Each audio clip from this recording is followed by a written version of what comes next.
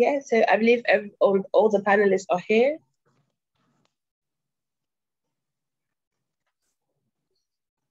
Great. Hi, Nati. Can you hear us? I can hear you just fine. Sorry for the delay.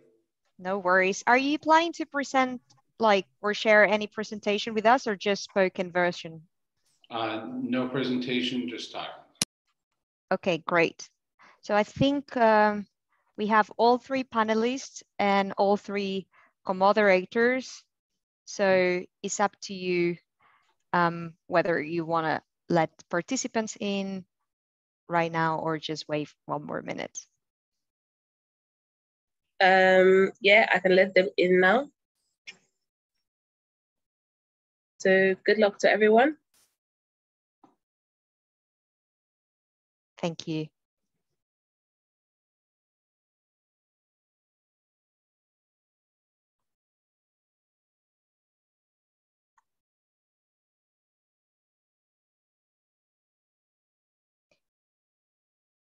Muy buenas tardes o buenas noches o buenos días a todos y a todas, dependiendo de la zona horaria y donde se encuentren ahora. Bonjour, bon après-midi.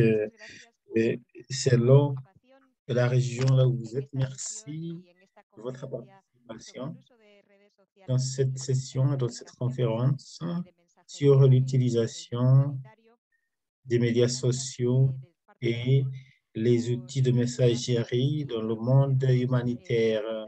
Merci d'être ici dans cet espace pour nous avoir donné la possibilité et dans nos projets dans lesquels nous sommes en train de travailler depuis une année, l'utilisation des médias sociaux et des nouvelles technologies pour que nous puissions améliorer la protection pour les personnes déplacées. Je m'appelle Erika Pérez Iglesias. Je suis chargé de l'innovation au niveau de l'UNHCR au Panama et je travaille dans l'inclusion numérique au niveau des Amériques. Et aujourd'hui, nous allons parler de l'importance des médias sociaux, des outils de messagerie dans le travail humanitaire et surtout des situations d'urgence c'est très important de créer ces urgences et aussi de démocratiser les idées pour renforcer la participation et l'engagement pour les personnes qui normalement contribuent à la redevabilité. Et avec cela, nous allons travailler sur ça aujourd'hui lors des médias sociaux et les outils de messagerie. J'ai le plaisir de faire la modération avec Kevin Kera. Ils vont se présenter d'ici peu. Donc, je vais leur donner le micro pour qu'ils se présentent.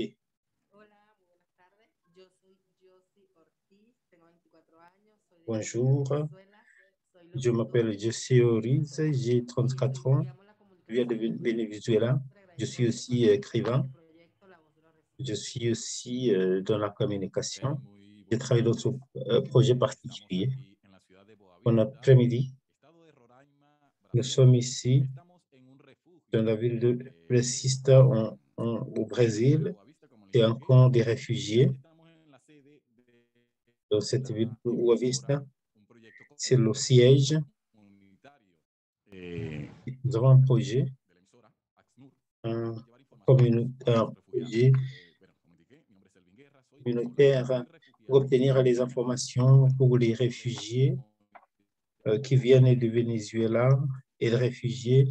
Les réfugiés, je suis venu ici à cause des problèmes dans mon pays. Ils ont des problèmes de connexion, mais il y avait des problèmes au Venezuela, c'est pour ça que nous sommes venus ici, nous travaillons dans ce projet de communication. Et donc, voilà ce qu'on avait à dire. Merci, José et Alvin. J'aimerais demander aux panélistes de nous expliquer le projet qu'on est en train de faire avec les réfugiés au niveau du Brésil, de nous parler un peu de ce projet que vous êtes en train de mener. C'est un projet qui consiste à aider les réfugiés et aussi les personnes qui sont ici au Brésil, de communication. Nous faisons partie de programmes différents. Notre mission, c'est de guider, d'orienter les citoyens Venezuela pour faire la documentation et la visite, comment utiliser les médias sociaux, parce que quelquefois, ils ont des difficultés de confusion et ils sont escroqués quelquefois. Donc, lorsqu'il s'agit de la documentation, et grâce à ce projet, nous allons réduire cette confusion qui existerait et réduire la souffrance connue par les réfugiés du Venezuela. Donc, on utilise cette radio communautaire. Bien sûr, il y a des rumeurs qui nous arrivent, mais on pense que la radio a un impact très positif et grâce à ce projet, nous les aidons, nous les informons de ce qui se fait. Merci, je sais, Alvin, pour cette présentation brève. Et maintenant, j'aimerais passer la parole aux trois panélistes qui sont ici avec nous aujourd'hui. Premièrement, c'est Nathaniel Raymond, un académicien qui vient de l'université. Deuxièmement, nous avons Caleb, qui est une organisation qu'on appelle Build Up. Et nous avons Tanias, qui est un officier de protection associé en Équateur. Peut-être, Nathaniel, vous pouvez vous présenter et les autres panélistes vont se présenter aussi.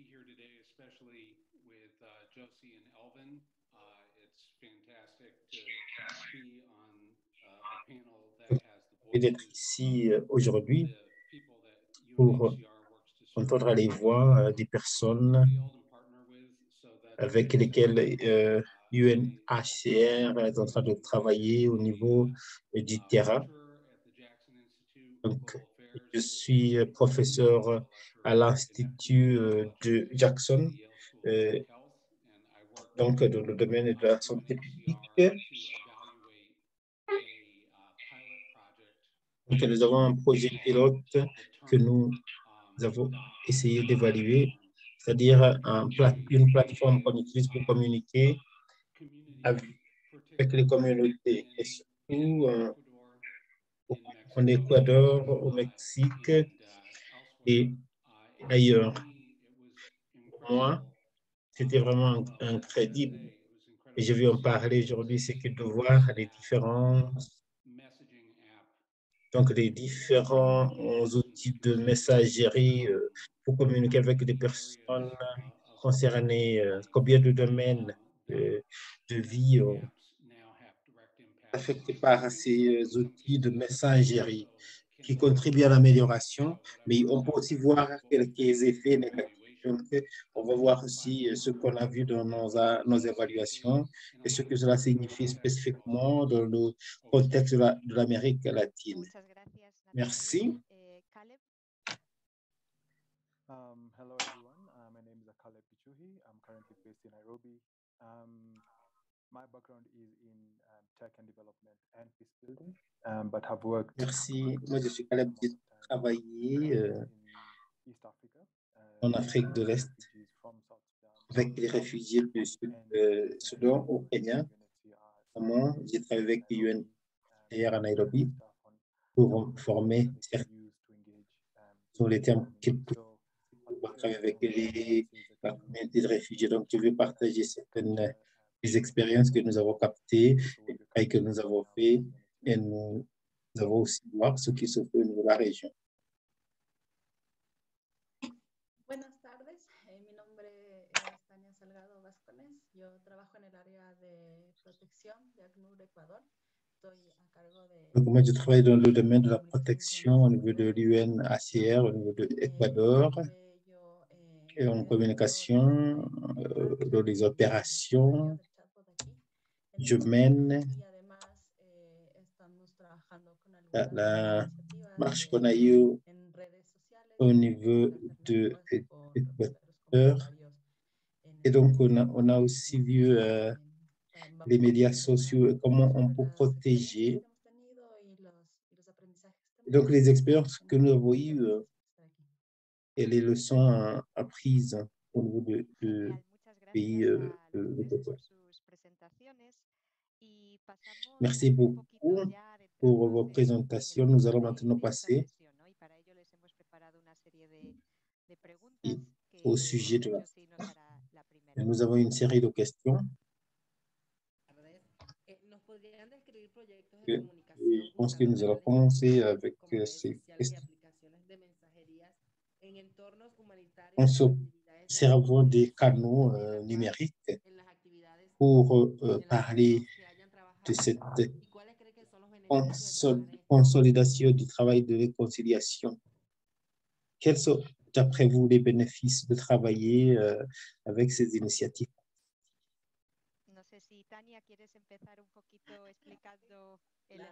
Je ne sais pas si Tania, vous avez commencé à expliquer un peu la situation au niveau de l'Équateur.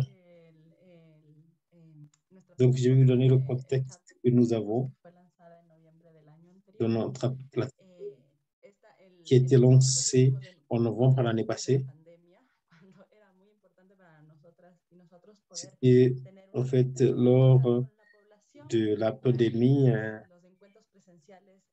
et donc on voulait avoir une communication constante avec la population parce que les réunions de présentiel étaient au début de la pandémie. On utilisait le web sur WhatsApp, mais on a dû aller vers une autre plateforme qui allait nous aider. Et donc, la plateforme que nous avons utilisée, je pense, est très bien placée, avec plus de 2000 personnes qui se connectaient au niveau de la plateforme. Et on était en train de générer les informations. La plateforme pourrait être plus utile pour les informations. Comme je dis, surtout ceux qui ont des problèmes visuels, on peut aussi partager des images qui pourraient aider les gens. Donc, je pense l'importance de cette plateforme, c'est que nous essayons quand même, lorsque nous préparons la plateforme, on a encouragé une approche participatoire. J'ai vu qu'utiliser des autres outils de messagerie, mais on sait que l'intérêt, c'est que WhatsApp a beaucoup d'intérêt parce que sont très basiques en quelques zones. Donc, j'aimerais peut-être changer les chats, mais il y a des gens qui n'ont pas les appareils appropriés pour le faire. Donc, on peut faire exactement ce qu'ils veulent faire. Donc, il faut aussi voir quelle est l'information qu'on veut communiquer. Lorsque nous avons commencé avec la première version, on essayait de mettre, on avait les informations particulières et on sait qu'au niveau de l'UR, on avait la pratique de faire le suivi de quelque part qu'il y a l'information sur la population. Mais lorsqu'on a commencé à faire ces visios, il y a des choses qu'on ne savait pas. Quelque chose qui m'arrive en tête, on était en train de réviser avec une collègue qu'elle aimerait voir ce qu'elle peut faire s'il y a un tremblement de terre. Parce que quelquefois, on n'a pas ça. Donc, comment est-ce que je peux faire s'il y a un tel événement? Avec cette information, quelquefois, c'est pas très clair. Donc, on découvre cela lorsque nous faisons des évaluations avec les différents groupes, les différents groupes de la population. Donc, c'est quelque chose qui nous aide. Nous avons un outil particulier qui a été diffusé avec les vidéos, etc. Nous avons aussi mis des affiches. Nous avons aussi identifié que cela peut être utilisé par les gens qui arrivent au niveau de l'équateur, quelque chose qui nous aide aussi pour comprendre quelles sont les informations exactement qu'on peut mettre là.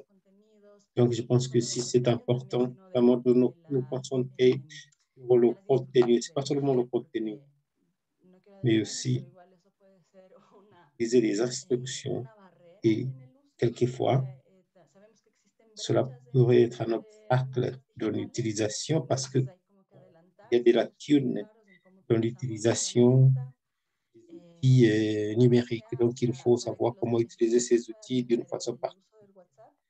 Et comme ça, les bénéfices de WhatsApp peuvent être utilisés de façon claire. Parce que si on n'identifie pas les lacunes spécifiques, nous n'allons pas pouvoir savoir comment consolider cette information pour l'utiliser pour les besoins appropriés. Merci, Tania. Et je sais que Caleb aussi, de Build Up, aurait aussi un pareil sur lequel il a travaillé, donc il peut nous en parler des bénéfices qu'il a constatés et dans son travail. Yeah, thank you so much, Erica. So I think a couple of things. One, Donc, je pense à un certain nombre de choses. Premièrement, lorsque nous avons engagé les technologies, surtout les médias sociaux, donc je travaille avec un programme qui développe ces médias sociaux. Donc, on utilisait les médias sociaux qui existent déjà, Facebook. On a constaté que les personnes d'intérêt, lorsqu'on s'engage à utiliser ces outils, on a un changement en termes de là où ils se trouvent dans l'engagement. Ce que je veux dire par là, c'est que quelquefois, l'engagement peut venir du haut vers le bas, c'est-à-dire nous offrons les services sans se focaliser sur les communautés. On se focalise sur la prestation des services, mais avec les médias sociaux, parce que nous ne sommes pas dans ces espaces. Ce sont les réfugiés, ce sont les communautés en conflit. Donc, ils sont mieux placés pour résoudre leurs propres problèmes, au lieu d'avoir les étrangers qui viennent de l'extérieur pour résoudre les problèmes. Donc, nous voyons des gens qui sont dans des situations que nous ne maîtrisons pas et nous pouvons peut-être mener les choses vers une direction différente. Et ce que cela signifie, c'est que l'artiste de l'agence ne sont plus considérés comme des bénéficiaires, mais ils ont aussi la capacité de pénétrer dans nos propres espaces et de nous exprimer. Donc, cela vient avec les habiletés, les capacités qu'il faut pour naviguer dans ces espaces. Et on l'a fait, on a testé ça à l'université où on a travaillé avec les étudiants et on posait la question aux étudiants, est-ce que vous pouvez naviguer dans ces espaces et faire ceci et cela? Et répondre à ce que vous avez appris au niveau des communautés. Donc, ce sont ces personnes qui résolvent leurs propres problèmes. Et donc, ce n'est pas quelqu'un qui vient de l'extérieur qui vient résoudre le problème. Un autre bénéfice qu'on a vu, c'est que vous avez l'élément de trier les directives au niveau de la communauté et pouvoir protéger les communautés des personnes dans les communautés dans ces espaces. L'un des exemples, c'est que dans le Sud-Soudan, ils travaillaient avec un groupe de réfugiés qui avait un groupe Facebook et ils avaient des directives très strictes parce qu'ils étaient des tribus mixtes, mais ils étaient libres de parler des politiques, mais en respectant, en un taux de respect. Donc, on ne voulait pas une situation où une personne ciblait une autre personne et la personne allait être enlevée du groupe. Donc, lorsque vous avez ces lignes directrices et qui sont fixées par les communautés eux-mêmes, donc ce n'est pas quelqu'un qui vient leur dire comment vous devez naviguer dans ces espaces. Donc, c'est-à-dire vous pouvez avoir un objectif commun, c'est-à-dire vous avez un contrat social, c'est-à-dire d'un espace hors ligne et pour un espace en ligne. Et donc, de façon holistique, nous avons cette capacité d'avoir accès à l'information à une échelle plus élevée. Et donc, en tenant compte des espoirs de la communauté, avant, cette information existait, mais n'était pas facilement accessible. Et même les personnes n'utilisaient pas ces outils. Donc, là, des bénéfices des médias sociaux, c'était pour les acteurs du secteur humanitaire. Et on avait aussi des narratifs, la migration, les questions que vous devez avoir. Donc, ça va prendre beaucoup plus de temps pour le faire. Donc, pour conclure, on voit aussi l'importance de la coordination. Donc, comment les gens peuvent faire la suite et cette coordination. Donc, avec l'UNHCR spécifiquement, avec cette compréhension, on peut former des staffs pour s'engager avec les communautés, les personnes d'intérêt, avoir ces connaissances, avoir que ce que nous faisons, ce n'est pas pour leur montrer ce qu'il faut faire, c'est leur donner des outils qu'ils peuvent utiliser dans ces espaces, pour naviguer dans ces espaces. Et nous allons avoir à l'appui de l'extérieur. Donc, moi, je vois les bénéfices en ce qui concerne ces communautés qui peuvent maintenant s'approprier de ces espaces et pouvoir aborder les défis liés à cela. Merci beaucoup, Caleb. C'est vraiment très intéressant, les idées que vous avez dans le projet. Nathaniel, vous avez peut-être quelque chose à partager avec nous en ce qui concerne l'utilisation des médias sociaux? En aspectos humanitarios que quizás hayas evaluado anteriormente. Surtout, il y a quelque chose qu'on avait utilisé, peut-être que vous avez utilisé déjà. So I just shared into the chat I think a really helpful summary. Je vais partager au niveau de chat le résumé de ce que j'ai fait comme évaluation avec les collègues et vous pouvez avoir pour plus de détails, vous allez voir exactement ce que nous avons fait.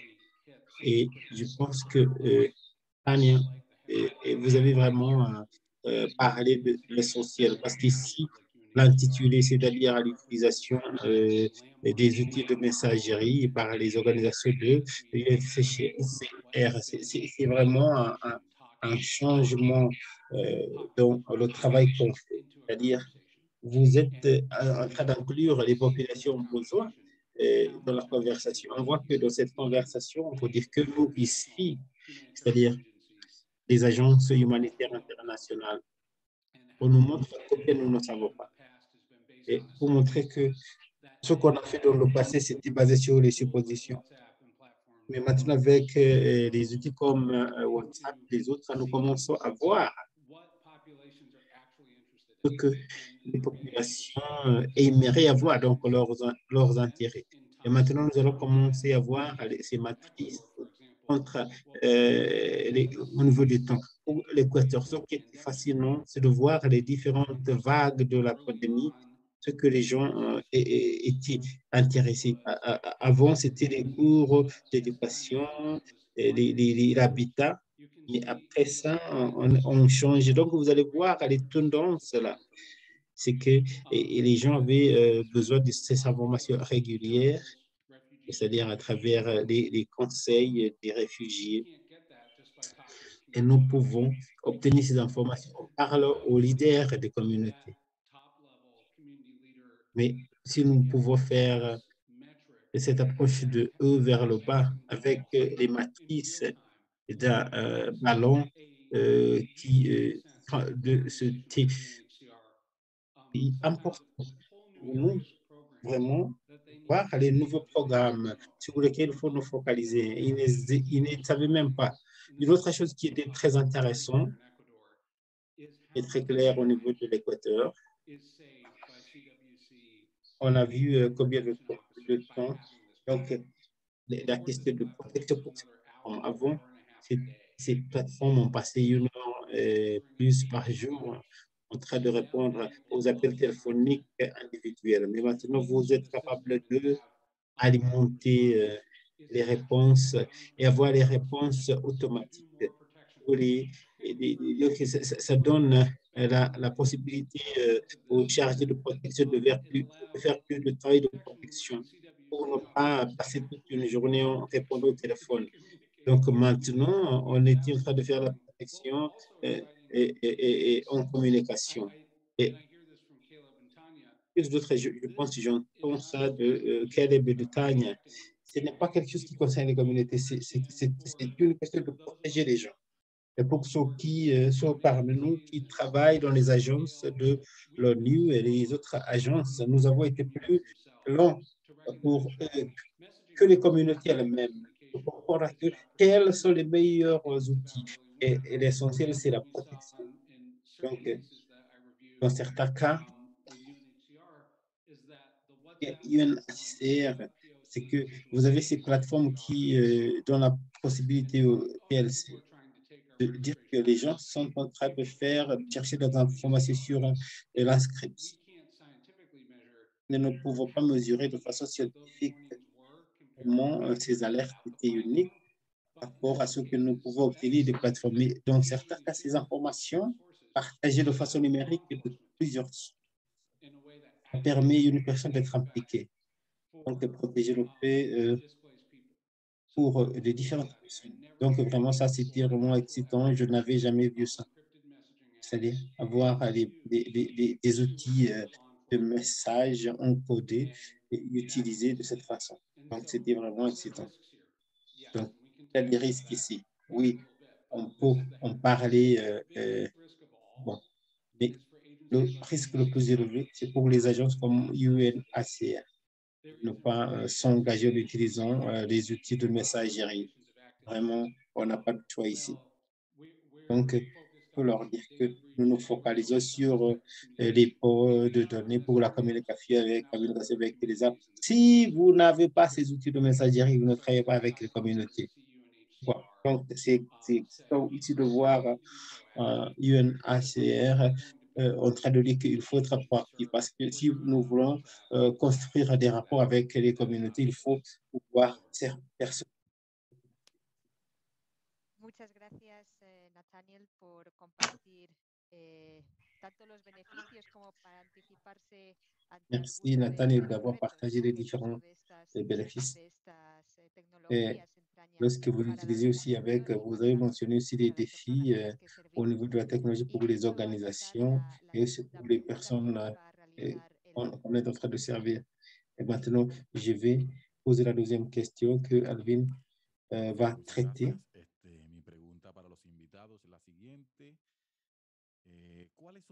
Donc, c'est pour les personnes invitées. Quels sont les défis dans ce de projet en utilisant les médias sociaux et les outils de messagerie dans les domaines humanitaires en tenant compte de la consolidation des efforts de réconciliation? Quels sont les défis? Bueno, puedo seguir. Vale. A ver, Mais je pense que tu comprends. Tres desafíos muy pequeños. El tema en el uso del WhatsApp. Donc, pour les défis, le sujet, l'utilisation de WhatsApp, par exemple, là, des défis. Là, des défis pour certaines populations, c'est qu'on a des difficultés de l'accès.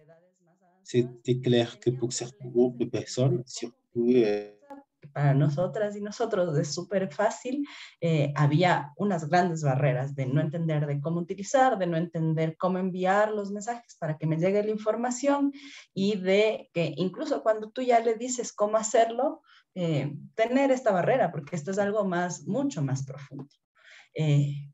Sobre esto lo que hemos tratado de hacer es hacer tutoriales, hacer videos, explicar. También hemos capacitado a nuestras organizaciones socias y a nosotros mismos como funcionarios de ACNUR para que puedan asistir a las personas y enseñarles, no darles otro, o sea, siempre dar también otra alternativa para que puedan acceder a la información, pero también tratar de fortalecer para que puedan hacer uso de esta aplicación.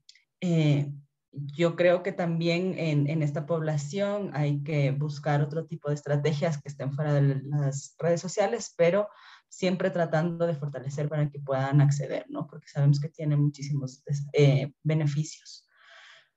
Otro desafío que yo veo es el tema de la conectividad. En Ecuador tenemos una ventaja que cuando llegan las personas de Ecuador y compran un chip que realmente no es un costo muy elevado, tienen combos que tienen por un tiempo limitado acceso gratis e ilimitado al WhatsApp y también a Facebook y a Instagram y redes sociales así.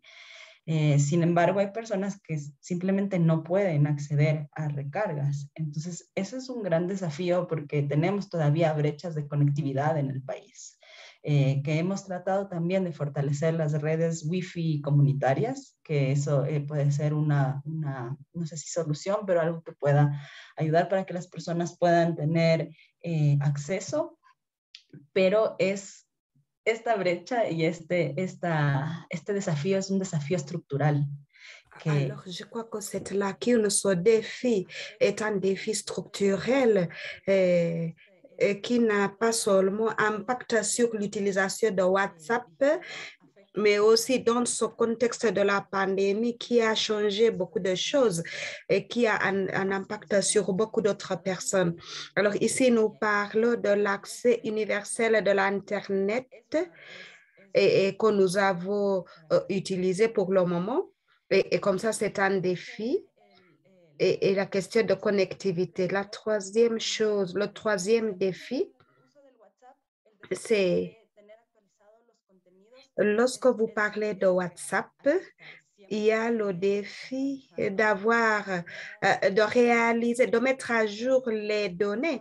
Et comme ça, c'est une chose qui est réelle, un défi réel. Et normalement, si j'ai le WhatsApp, ne sert à rien. Et il y a 20 000 de personnes qui entrent et l'information change très vite. Et comme ça, nous avons une plateforme que nous pouvons utiliser. Et comme ça, je pourrais faire la validation pour savoir que ce que j'ai est une chose qui est utile et comme ça, nécessaire. Alors, les autres comme Facebook, TikTok, ce sont vraiment très répandus et posent des plus grands défis parce que le contenu n'est pas vraiment de bonne qualité, Alors, ce que nous avons fait, nous avons renforcé l'influence, les leaders de la communauté pour générer le contenu nécessaire. Et cela a été intéressant, ce travail. Et cela nous a permis d'avoir l'information de façon continuelle. Mais quelquefois, c'est un défi parce que lorsque vous avez des personnes, c'est facile de parler des sujets et comme ça. Et c'est-à-dire de parler de certains sujets et pour d'autres. Je pourrais aussi vous montrer un lien et des personnes qui...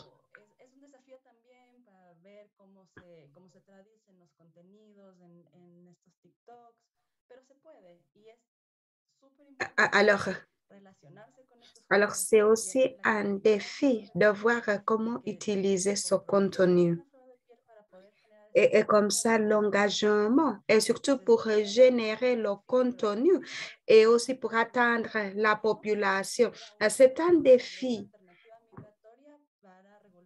Et on a eu c'est-à-dire pour régulariser la situation. Et les personnes ont aimé cela et c'était vraiment intéressant en l'utilisant. Cela a attiré vraiment les personnes qui ont suivi et c'était un défi, mais cela a été vraiment une chose créative. Alors, merci Tania pour cette histoire. Quelquefois, vous pouvez avoir des défis qui pourraient être changés en opportunités.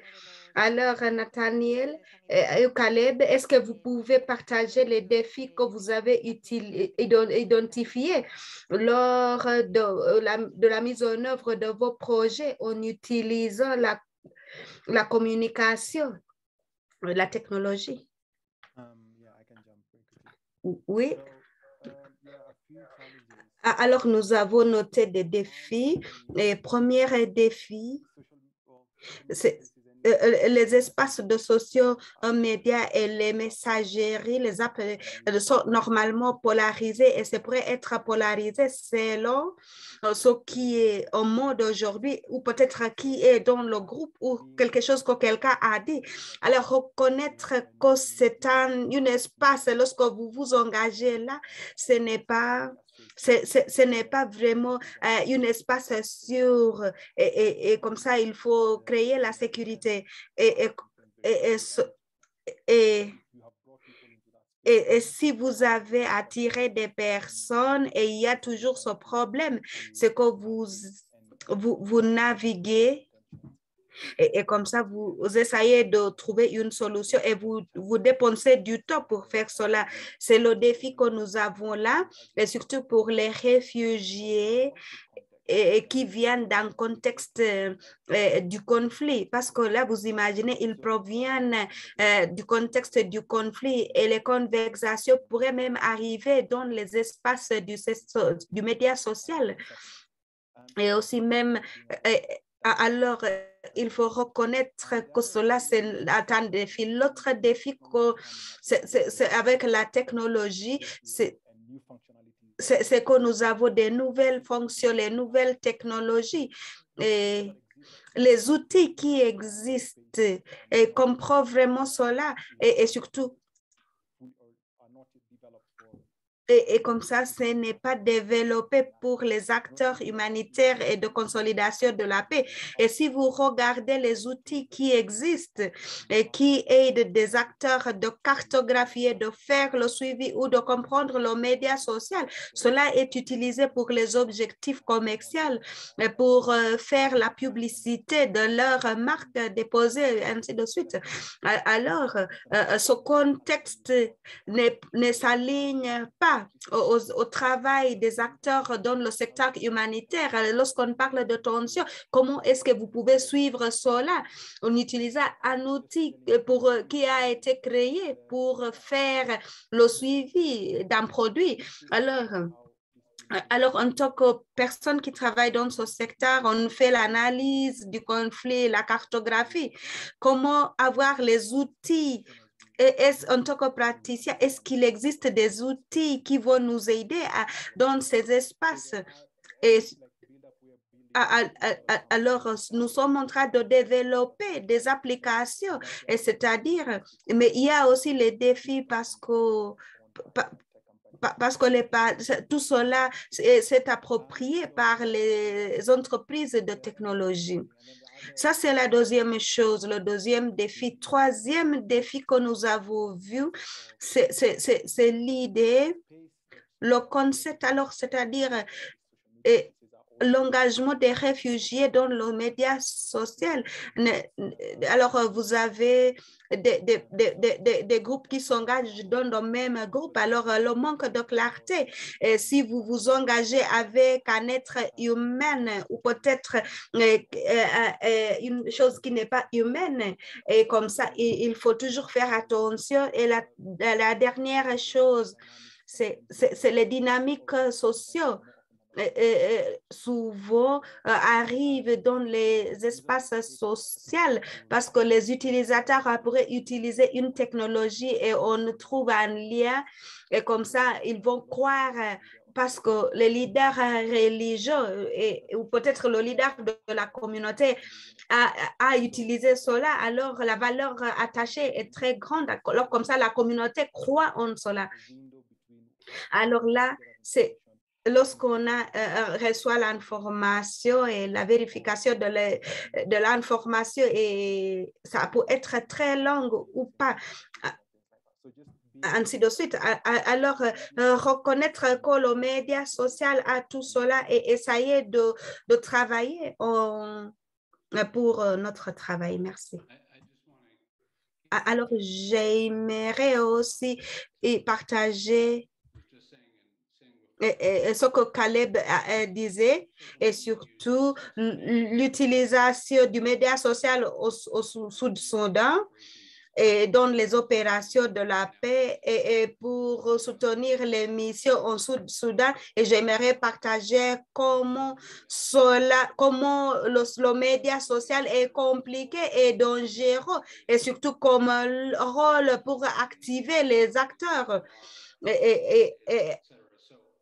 Et comme ça, je suis vraiment fascinée, Caleb, d'avoir une étude de cas par rapport à la migration que vous avez fait en ligne et l'idée de modération, et surtout au niveau de la communauté en ligne pour la consolidation de la paix. J'espère que cela sera vraiment intéressant pour nous parce que vous présentez un point important.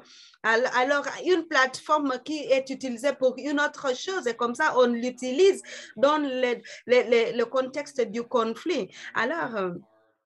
Alors nous sommes en train de prendre les technologies qui est censée utiliser pour le secteur commercial et maintenant on l'utilise dans la zone de conflit. Ça, c'est le plus grand défi. Le premier défi, c'est quelles sont les normes pour évaluer et surtout évaluer une technologie commerciale et surtout pour faire dans un environnement différent.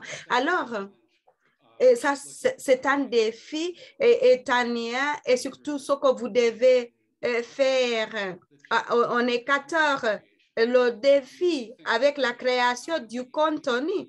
Alors, avec la technologie, nous croyons que c'est facile, mais maintenant, la traduction, il faut développer vraiment le nouveau contenu pour la paix. Et ça, c'est le plus grand travail. Comment est-ce que nous pouvons vous donner la capacité, vous renforcer votre capacité? Et c'est aussi l'appui technologique, ce n'est non seulement la police, mais on a besoin de spécialistes et aussi avoir la compétence, la culture, etc. Et pour être capable d'avoir ce feedback parce que c'est une sorte de... C'est une chose qui est cyclique, qui ne s'arrête pas. Alors, il faut toujours créer la confiance avec la population locale. Et si vous perdez cela, il faut aller ailleurs. Alors, c'est ça vraiment le plus gros défi que nous avons. Il y a 3 défis importants. Premièrement, la question de connectivité, visibilité, la recherche. Et mon collègue de l'Université de Genève, nous avons travaillé sur un projet. C'est comment cartographier le genre et surtout des barrières socio-économiques au niveau du média social. C'est-à-dire par rapport aux pratiques et surtout et aussi pour avoir les démographiques, pour comprendre les questions du genre. Et cela est lié à la connectivité. C'est la science qui manque dans cette décennie. Alors, ce que nous avons vu aux séries, alors il y a les femmes ont des cartes SIM et comme ça, les femmes partagent avec d'autres femmes. Alors, une femme avec une carte, c'est-à-dire égale 5 ou 6 femmes qui sont connectées. Alors, premier défi, comment maintenant avoir une scientifique, une science autour de cela? C'est-à-dire de façon culturelle dans les contextes les micro-contextes. Alors, cela, la question, c'est comment développer le contenu approprié pour la communauté concernée. On reconnaît ce que, premièrement, la façon dont vous communiquez, vous communiquez, c'est-à-dire un individu qui passe le message aux 6 autres, à 6 autres. Comment prendre des décisions par rapport à ce réseau? Ce n'est pas la question d'être en ligne, mais d'autres personnes derrière. Et Alors, il y a aussi la protection des données. Nous sommes en train de travailler sur cela et nous sommes en retard de 10 années. Et comme ça, c'est-à-dire, quelqu'un pourrait maintenant voler généralement le PII, c'est-à-dire l'information personnelle d'identification. Et normalement, nous utilisons les informations qui ne sont pas en PII, mais c'est quelqu'un qui prétend d'être HCR et c'est quelqu'un qui leur dit qu'il vaut 24 heures de quitter, sinon ils seront tués. Et les messages sont envoyés par WhatsApp. Et ça, c'est contre ce que nous faisons. Alors, pour les PLC, on ne pense pas de cela. Alors, si vous n'avez pas une carte, par exemple, vous n'allez pas être accédé. Alors, ce sont les défis que nous avons. Comment commencer à réfléchir sur les menaces et surtout aussi, il y a toujours les menaces au niveau du terrain, parce que si vous ne faites pas cela, ils seront très loin de nous. Alors comme ça, vous allez chercher de l'information ailleurs. Et cela ne va pas refléter la réalité.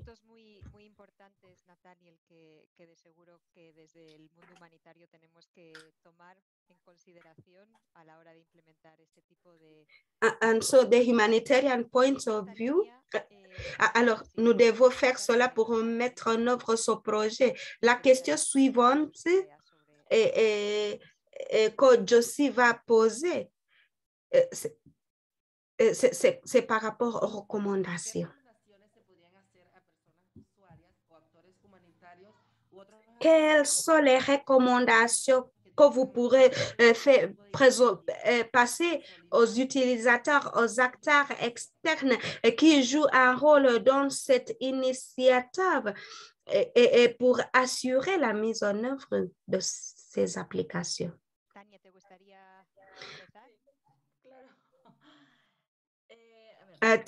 Tania, vous voulez commencer? Alors, par rapport aux recommandations, c'est lié à ce que Daniel venait de dire par rapport aux risques liés avec le travail par Internet. Je pourrais partager que c'est important d'avoir des stratégies différentes et dites aux personnes comment identifier si c'est HCR et si c'est sûr de partager de l'information. Alors, c'est récemment,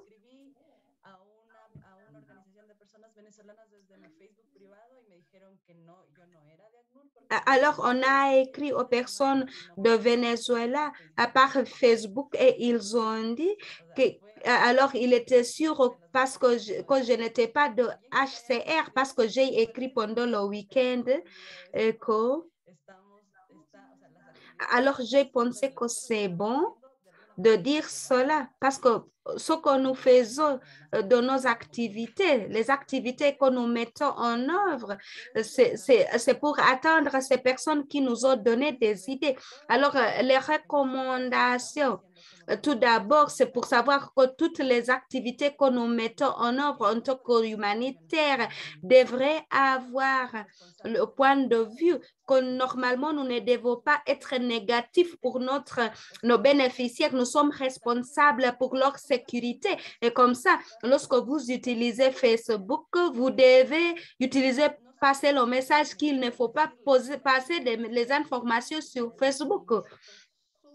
Et que je devrais avoir un suivi systématique de tout ce qui est mis sur la page de Facebook et aussi avoir des règles qui gèrent. Et on leur dit que si vous mettez les données sur Facebook, je vais les annuler parce que cela sera une menace et sera une source de risque parce qu'on partage de l'information avec des autres.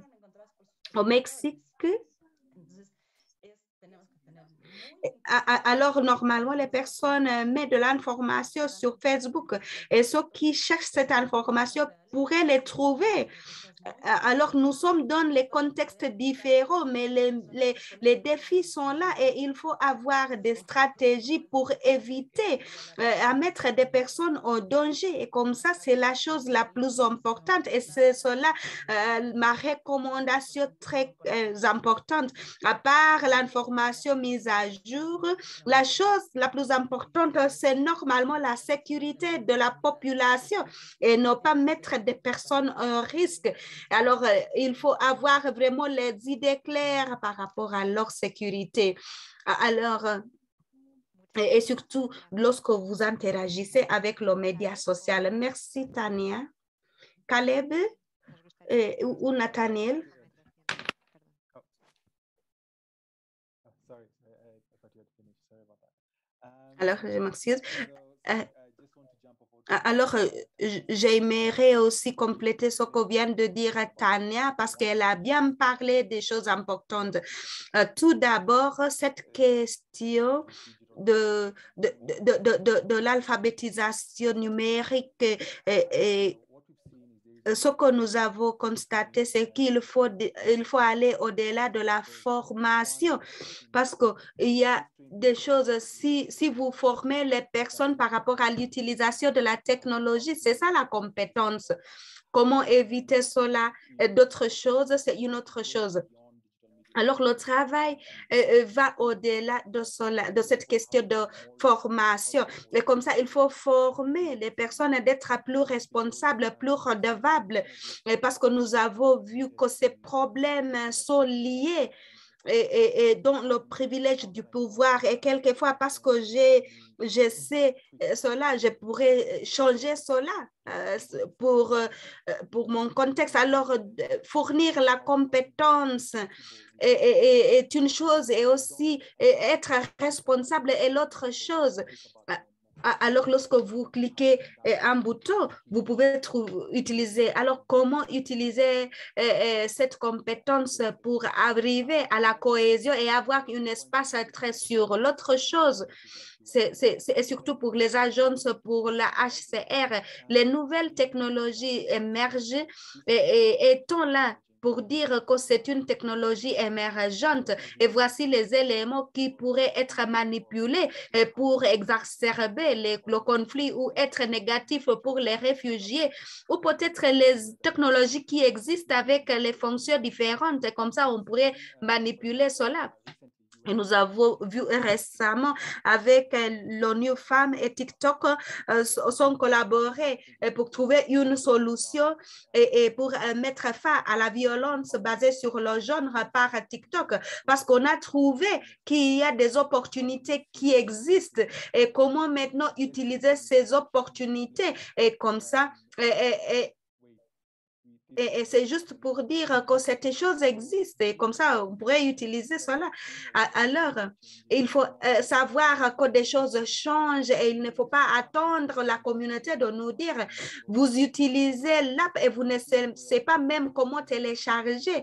Alors, il faut savoir que c'est une nouvelle technologie, comment utiliser cela et être dans les espaces sûrs avant de laisser aux autres. Alors, il faut amplifier les voix qui se trouvent dans ces espaces et comme ça, qui ne sont pas visibles et quelquefois qui sont ignorés. Alors, ce n'est pas les amplifier, mais normalement les soutenir parce qu'on pourrait se focaliser sur le conflit. Vous pouvez se focaliser sur les tensions et vous perdez toujours de voir les voix derrière cela, c'est-à-dire ce qui n'est pas visible. Et ça pourrait, alors, ce sont des individus qui essayent de changer les communautés en cherchant à trouver des solutions. Et comme ça, il faut les identifier. Ils sont qui? Comment est-ce que vous pouvez les soutenir? Parce que si vous avez plus des acteurs, lorsque ces acteurs disparaissent, vous allez toujours perdre et comme ça, les espaces ne seront plus sûrs. Merci. Muchas gracias, Caleb. No sé si Nathaniel tendrá alguna recomendación tanto para actores humanitarios, So, para las thank you, personas, Caleb. para cualquier otro actor que sea relevante en la implementación y diseño de este tipo de iniciativas?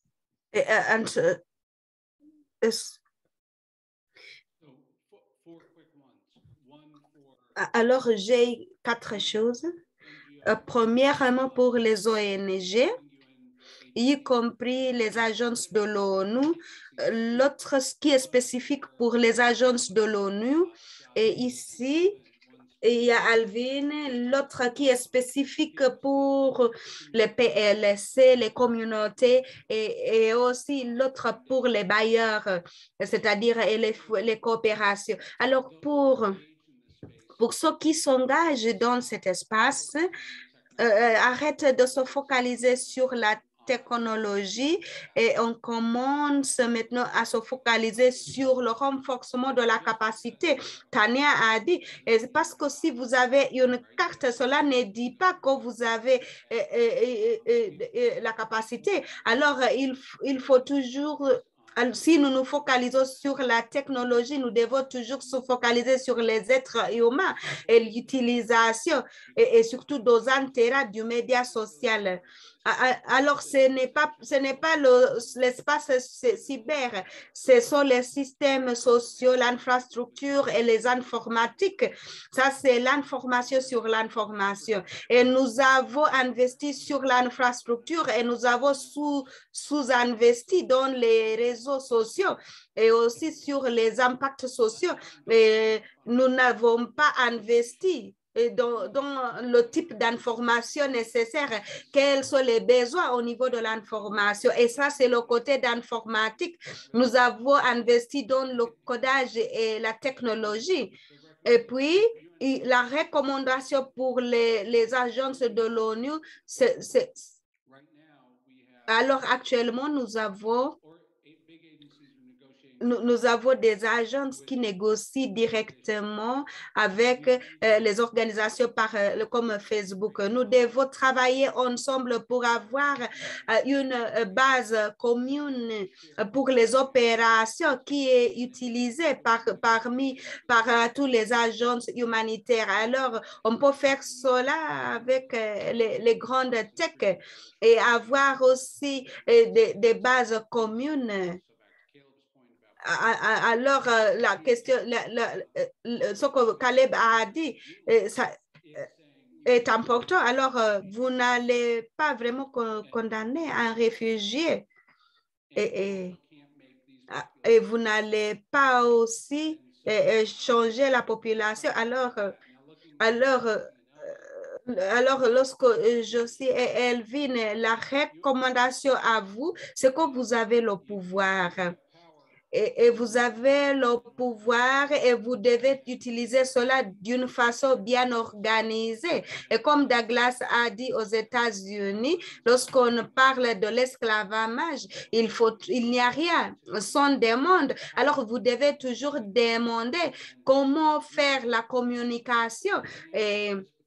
Et alors, ça, c'est un processus géré par la demande, concevoir cela. Alors, ma recommandation, c'est il faut être ourlo, c'est-à-dire il faut être visible. Recommandation pour les bailleurs. Alors, nous sommes dans les années de 2020 et nous devons aller au-delà de ça pour dire que l'Internet va nous fournir tous. Mais l'Internet devrait se focaliser parce que nous avons la technologie, mais nous devons maintenant prévenir la tech pour faire cela. Alors, nous avons besoin du financement pour renforcer la capacité au niveau local, pour mettre en œuvre, comme Caleb a fait, pour mettre en œuvre les campagnes adaptées avec la capacité locale. Alors, comme ça, nous devons changer notre façon de dépenser les ressources. Alors c'est le changement de notre financement. Merci. Alors, merci beaucoup tout pour les recommandations sages, Jess, Josie et Elvin.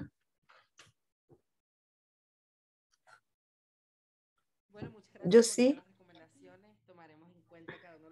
Alors, merci beaucoup pour les recommandations. Nous allons tenir en compte tous les conseils que vous avez présentés.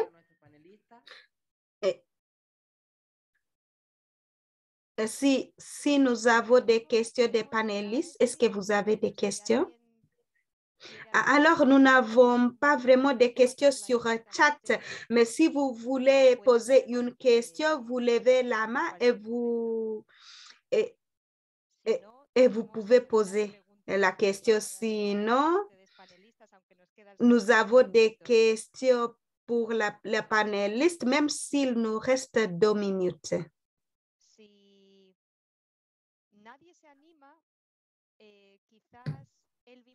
Alors, s'il n'y a pas de questions, Elvin pourrait poser la 3e question. Et pour clôturer cette question des recommandations sur les risques numériques.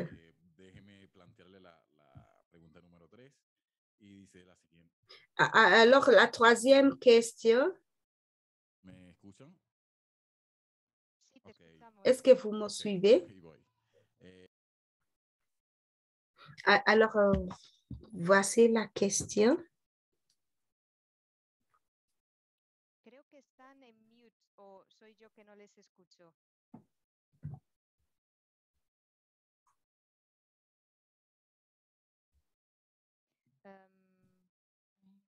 Josie, Elvin. Josie. Alors, nous voilà. Alors, s'il vous plaît, répétez la question parce que nous avons perdu notre connexion. Alors, comment est-ce que pouvons-nous, du monde humanitaire, réduire les risques numériques liés à l'utilisation du média social en utilisant aussi la messagerie par des personnes? Merci. Nathaniel, no sé si tú que nos has hecho mucho hincapié en estos riesgos. Nathaniel, je ne sais pas, parce que vous avez beaucoup parlé de ces risques, est-ce que vous avez des recommandations spécifiques par rapport à la mise en œuvre de cela par les humanitaires et des personnes qui travaillent dans cet espace? Alors, une chose, actuellement, nous n'avons pas, c'est-à-dire nous n'avons pas la façon de faire l'évaluation des risques. Nos collègues, y compris le HCR et moi-même, la Croix-Rouge, OCHA, Massicor. Alors, nous parlons ensemble par rapport, nous sommes en train de réfléchir sur le développement des lignes directrices et nous faisons du travail. Et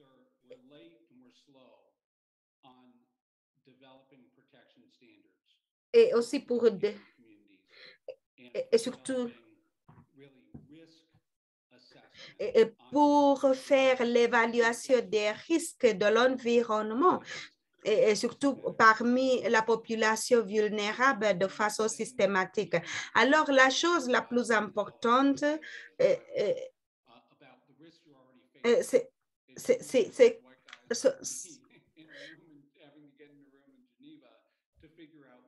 alors, ce n'est pas nous à Genève de faire ce travail. Alors, nous devons aussi entendre de la communauté et vous devez être dans la salle. Alors, c'est ça que nous devons faire. A cualquier organización que esté pensando en trabajar todas sus estrategias de comunicación con comunidades a través de Alors, quelle est la recommandation que vous pouvez donner? Querían darle una recomendación rápida. Lo mismo que dijo Nathaniel. Alors, Tania, Caleb, est-ce que vous avez... Porque si no, terminamos inventándonos algo, el agua tibia, decimos aquí. Entonces, hay que conversar con la población, preguntar, ver qué pasa, porque es la única forma de hacer herramientas pertinentes y de adelantarnos a los riesgos que pueden existir. Alors, c'est la seule moyen de créer des outils nécessaires et aussi pour prévenir les risques. Alors, nous pouvons vraiment prévoir les risques. Thank you, Tania.